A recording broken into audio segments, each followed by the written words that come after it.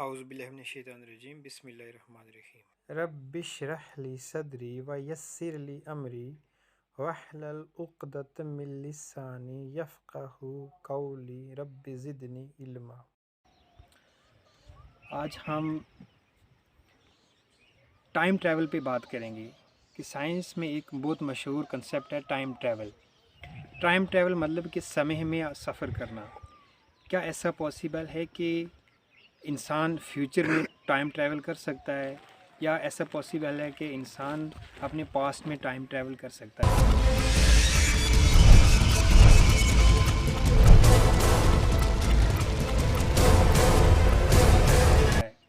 तो time travel एक बहुत मशहूर कंसेप्ट है, ये कोई फिक्शन नहीं है, ये एक रियलिटी है। अगर हम इस पर गौर करें तो अगर कुछ हम इस्लामिक हिस्ट्री को भी अगर देखें तो टाइम ट्रैवल जो है ये पॉसिबल है, और टाइम ट्रैवल हुआ भी है इससे पहले। 28 जून 2009 की बात है। कैम्ब्रिज यूनिवर्सिटी लंदन में स्टीफन हॉकिंग एक पार्टी रखते हैं, लेकिन अजीब बात ये होती है कि उस पार्टी में कोई नहीं आता है। और जब पार्टी ख़त्म होती है, तो जब उसका टाइम ख़त्म हो जाता है, तो तब पूछा जाता है कि स्टीफन हॉकिंग को कि इस पार्टी में क्यों नहीं कोई आया। तो जब देखा जाता है, जो बैनर लगे थे उस बैनर पे लिखा हुआ था टाइम ट्रैवल्स। टाइम ट्रैवलर अगर कोई हैं तो वो इस पार्टी में आएंगे, अगर कोई टाइम ट्रैवलर नहीं है तो वो पार्टी में नहीं आएगा, जाहिर सी बात है। तो स्टीफन हॉकिंग के टाइम में उस टाइम जो पार्टी रखी थी उस टाइम कोई भी जो है वो टाइम ट्रैवलर उस पार्टी में नहीं आया। H.G. वेल्स एक बुक लिखते हैं 1985 में टाइम मशीन्स के बारे में। टाइम मशीन के बारे में जब वो बुक लिखी जाती है तो उसके बाद जो है उस पर कुछ हॉलीवुड्स मूवी बनती हैं।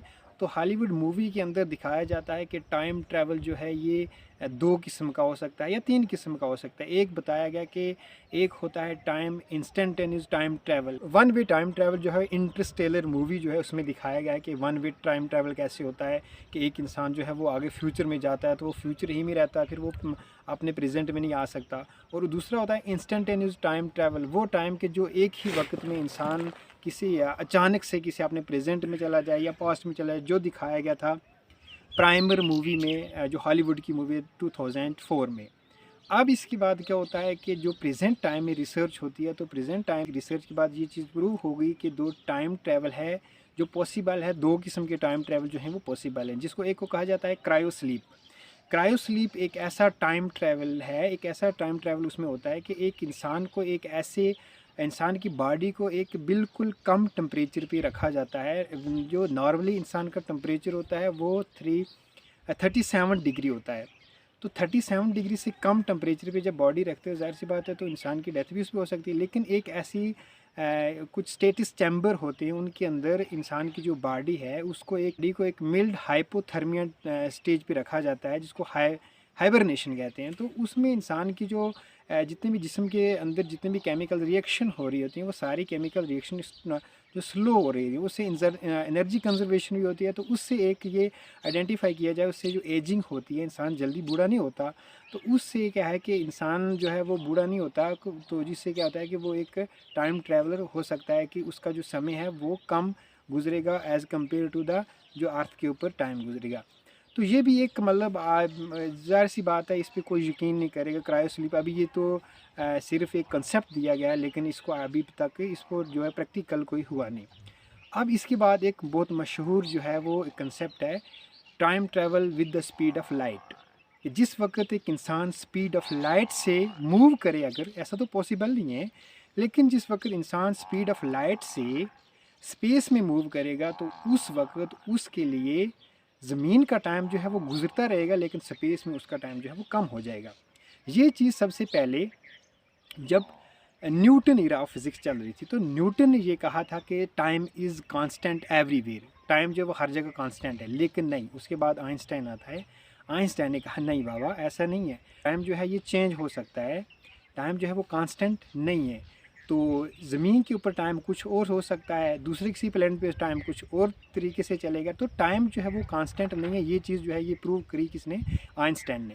तो आइंस्टाइन की एक जो मशहूरी ज़माना जो एक theory of special theory of relativity, special theory of relativity में ये कहा जाता है, एक कंसेप्ट दिया जाता है आइंस्टाइन की तरफ से कि जिस वक्त, और ये मैथमेटिकल प्रूफ भी है कि जिस वक्त एक इंसान अगर स्पीड ऑफ लाइट से स्पेस में मूव करेगा तो ज़मीन के ऊपर जो है वो वक्त जो है उसके लिए कुछ और रहेगा, और जो स्पेस में जब वो मूव करे उसके लिए कुछ वक्त और रहेगा। अब इसको डिटेल में हम समझते हैं कैसे। देखो, आज तक इस अर्थ के ऊपर ऐसा पॉसिबल ही नहीं है कोई ऐसा स्पेस शिप या कोई ऐसा एयरक्राफ्ट हो कि जो स्पीड ऑफ लाइट से मूव करे। अलबत्ता ऐसा है, आज के टाइम में एक जो स्पेस शिप है जिसकी सबसे फास्टेस्ट स्पेस शिप जिसको कहा जाता है, जो सबसे ज़्यादा फास्ट मूव करने वाला स्पेस शिप है, 163 किलोमीटर पर आवर्स की स्पीड से चलता है। 163 किलोमीटर पर आवर्स कितनी रफ्तार से वो चलता है, जो स्पीड ऑफ लाइट के 0 पॉइंट समथिंग बनता है। मतलब अभी हम सिर्फ 1% भी, आज तक कोई एयरक्राफ्ट ऐसा भी नहीं है कि जो स्पीड ऑफ लाइट की 1% तक सफ़र कर सकता है, या जो स्पीड लाइट की जो स्पीड है उसके 3 × 10⁸ मीटर पर सेकंड, जो बनता है लगभग 3 लाख किलोमीटर पर सेकंड। 3 लाख किलोमीटर पर सेकंड लाइट की स्पीड है। तो वहाँ तक पहुँचना तो बहुत मुश्किल है, लेकिन जो आज के स्पेसशिप बने हैं, जिसको मैंने आपको नाम बताया कि सोलर प्रोब जिसका नाम है, सोलर प्रोब एक ऐसा स्पेसशिप है, एक ऐसा एयरक्राफ्ट है जो स्पीड ऑफ लाइट के, मतलब हम ऐसा कह सकते हैं कि 1% स्पीड ऑफ लाइट की इतनी स्पीड से वो मूव करता है। तो अगर उसमें मूव करेगा इंसान स्पेस में, तो उसका जो टाइम होगा वो कम गुजरेगा, और स्पेस में जो अर्थ पे वो कम गुजरेगा। इसको और हम मज़ीद समझते हैं कि एक टाइम डायलेशन कंसेप्ट दिया इसी थ्योरी ऑफ रिलेटिविटी में आइंस्टाइन ने कहा कि टाइम जो है ये डायलेट करता है। डायलेट मतलब कि टाइम वेरी करता है, चेंज होता है। अब उसने कंसेप्ट दिया कि दो ट्विन ब्रदर हैं, तो एक जो है ब्रदर है वो उसको स्पेस में माँ बाप भेज देते हैं, और उसका जो स्पेस में जो उसका स्पेस शिप है या इसका जो एयरक्राफ्ट है, सपोज करते हैं, लेट सपोज वो इस रफ्तार से चल रहा है कि उसकी रफ्तार जो है वो स्पीड ऑफ लाइट के बराबर है। अगर स्पीड ऑफ लाइट के बराबर वो एक भाई जो है स्पेस मूव करना शुरू हो जाएगा, और दूसरा भाई अर्थ पे रहेगा, और जब वो स्पेस में 10 ईयर मूव करेगा, 10 साल स्पेस में लगातार मूव करता रहेगा with the speed of light से, तो जब वो 10 साल बाद ज़मीन पे आएगा तो ज़मीन पे 9,000 साल गुजर चुके होंगे। देखो कितना बड़ा डिफरेंस है स्पेस के टाइम में और ज़मीन की। ज़मीन पे, अर्थ पे सदियां गुजर जाएंगी, 9,000 साल गुजर जाएंगे, लेकिन उसकी एज में सिर्फ 10 ईयर का गुजरे होंगे। अगर उन ट्विन ब्रदर में से एक जो है वो 50% to the speed of light के 50% स्पीड से अगर वो मूव करेगा स्पेस में, तो 10 साल तक स्पेस में मूव करेगा, और ज़मीन के ऊपर जो है वो 4,500 साल गुजरेंगे, 4500 साल गुजरेंगे, और स्पेस में उसके लिए 10 साल गुजरेंगे। तो यहाँ से ये चीज़ आपको, अब मैं आपको प्रैक्टिकल एग्जांपल देता हूँ कि जैसे जो हमारी जीपीएस सैटेलाइट होते हैं, जीपीएस सैटेलाइट के जो कंट्रोल रूम होता है, तो वहाँ पे हर टाइम क्या होता है, जो वहाँ जो कंट्रोल रूम में होते हैं वो जीपीएस का जो टाइम है उसको हर टाइम चेंज करते रहते हैं। क्यों? कि अगर हम कम्युनिकेट जो करते हैं जीपीएस सैटेलाइट के लिए, अगर मैं किसी को लोकेशन भेजता हूँ अपनी, तो जो मेरी एग्जैक्ट लोकेशन किसी दूसरे बंदे के पास जाएगी, तो वो जो जीपीएस सैटेलाइट है वो वही लोकेशन बताएगा मेरे टाइम के, जो इस टाइम में जहाँ बैठा हूँ मेरी यही इसी टाइम की लोकेशन जीपीएस सैटेलाइट। यहाँ से पता चल गया है कि जीपीएस सैटेलाइट की जो टाइम है वो मेरे टाइम के बराबर होगी, और ये चीज़ भी प्रूव है कि जीपीएस सैटेलाइट की टाइम जो है उसको हर टाइम चेंज किया जाता है। क्यों चेंज किया जाता है? क्योंकि स्पेस में टाइम जो है वो स्लो गुजरती है, जिस वजह से उस टाइम को ज़मीन के टाइम के बराबर किया जाता है। तो इस वजह से भी हम समझ सकते हैं कि स्पेस में टाइम जो है वो स्लो गुजरता है। दूसरी एग्जांपल मैं आपको देता हूँ, 1971 में एक एक्सपेरिमेंट हुआ एटॉमिक क्लॉक को लेके। कुछ घड़ियाँ जो हैं वो ज़मीन के ऊपर रखेंगे, और कुछ घड़ियों को जो है वो स्पेसशिप के अंदर फिक्स कर दिया गया, और स्पेसशिप जो है वो मूव करते रहे, तो काफ़ी स्पीड के साथ मूव करते, और जब वो वापस आए तो उनके टाइम में और जो अर्थ के ऊपर घड़ियाँ थी उनके टाइम में बहुत सारी वेरिएशन थी। तो यहाँ से ही पता चल गया कि जो स्पेस का टाइम जो है वो क्या होता है, कम गुजरता है। अब टाइम ट्रैवल के बारे में इतना कुछ जो मैंने बताया, अब आपके दिमाग में एक क्वेश्चन आता होगा, क्या ये सारा कुछ कोई किस्से कहानियाँ हैं या कोई सारी फिक्शन है, क्या ऐसा पॉसिबल भी है? बिल्कुल जी पॉसिबल है। अगर जब हम इस्लामिक हिस्ट्री का मताला करते हैं, जब इस्लामिक हिस्ट्री पढ़ते हैं, तो इस्लामिक हिस्ट्री में हमें 2 वाक़या ऐसे मिलते हैं जिनसे 2 वाक़यात से ही हमें पता चलता है कि टाइम ट्रैवल जो है वो हुआ इससे पहले। जब हम सबसे पहले हमारे पास एक कुरान अज़ीम में जब हम सूरह कहफ़ पढ़ते हैं तो सूरह कहफ़ में जो अस्हाब कहफ़ का वाक़ा है तो उसमें सबको मालूम है कि अस्हाब कहफ़ जो थे वो कुछ जिनको हम इंग्लिश में 7 स्लीपर भी कहते हैं। तो उनकी जो है पूरी हिस्ट्री इस्लामिक हिस्ट्री भी है और क्रिश्चियन हिस्ट्री के अंदर भी उनका जो है पूरा का पूरा जो किस्सा है। तो उसमें क्या होता है कि 7 स्लीपर होते हैं जो इस्लाम को मानने वाले होते हैं। उनको जब वक़्त का बादशाह जो है वो तंग करता है उन पे, तो उन पे बहुत जुल्म सितम करता है, उनको कैद में डालता है। तो वहाँ से वो जेल से भाग के एक पहाड़ में जाके सो जाते हैं। और पहाड़ में जाके वो जब सो जाते हैं तो अपने हिसाब से वो सोते हैं जब पहाड़ में, तो वो वक्त होता है 250 AD, 250 AD की बात है। तब वो जाके गार में सो जाते हैं।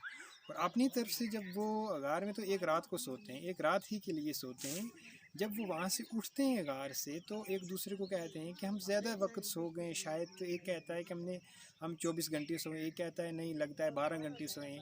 तो असल हकीकत क्या है कि वो 300 साल अल्लाह ताला ने वहाँ सुला दिए थे। तो और जब वो वहाँ से गार से निकलते हैं बाहर बाज़ार में आके जब कुछ ख़रीदो फ़रोख्त करते हैं, खाने के लिए कुछ चीज़ें खरीदते हैं, तो वो उस वक़्त के कॉइन लेके आते हैं, उस वक़्त के सिक्के लेके आते हैं। जब नया ज़माना आया तो अब 300 साल गुजर गए तो वो सिक्के बाज़ार में चल नहीं रहे।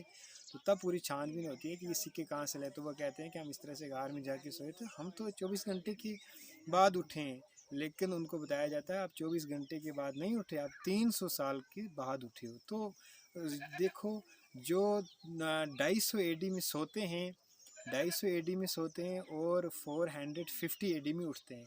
तो अपने हिसाब से वो 2.5 घंटे सोए, सॉरी अपने हिसाब से वो सोए हैं कितना, 24 घंटे सोए हैं। लेकिन अल्लाह ताला ने उनको 300 साल तक सुला दिया।